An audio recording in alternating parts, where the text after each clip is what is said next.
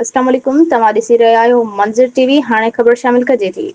Karachi Pakistan peoples पार्टीअ जे chairman Bilawal Bhutto Zardari शहीद मोहतरमा बेनज़ीर भुट्टो जे 73 सालगिरह जे मौक़े ते पंहिंजे पैगाम में चयो आहे त बीबी शहीद जूं विज़न हिक मज़बूत वफ़ाक़ बाख़्तियार वफ़ाक़ी वतन ऐं आइन जे बालादस्ते ते ॿधल हो। बिलावल भुट्टो चयो त शहीद मोहतरमा बेनज़ीर भुट्टो जो अहिड़ो समाजी तसव्वुर जिते हर माण्हूअ खे इज़त बराबरी ऐं हिक जहिड़ा मौक़िया हासिल हुजनि पाकिस्तान पीपल्स पार्टीअ लाइ मसइले राह आहिनि। हिन चयो त बीबी शहीद जी विरासत अहिड़ी पाकिस्तान लाइ रोशनी जो मीनार आहे जेको पंहिंजी दिफ़ा में मज़बूत हुजे ऐं पंहिंजे अवाम जे हक़नि जे तहफ़्फ़ुज़ लाइ साबित क़दम हुजे। बीबी शहीद बेनज़ीर जी विरासत अहिड़ी पाकिस्तान लाइ बि रहनुमाई जो सरचश्मो आहे जेको जम्मू ऐं कश्मीर जे अवाम जी जाइज़ ऐं मनसफ़ाणी जदोजहद जी हिमायत में अटल हुजे। बिलावल भुट्टो बीबी शहीद खे भेटा पेश कंदे चयो त शहीद मोहतरमा बेनज़ीर भुट्टो रुॻो इस्लामी दुनिया जी पहिरीं चूंडियल औरत वज़ीर न हुई, पर हू बेआवाज़ माण्हुनि जी आवाज़, मज़लूमनि जी ताक़त ऐं इक़्तिदार जे ऐवाननि खां परे रखियल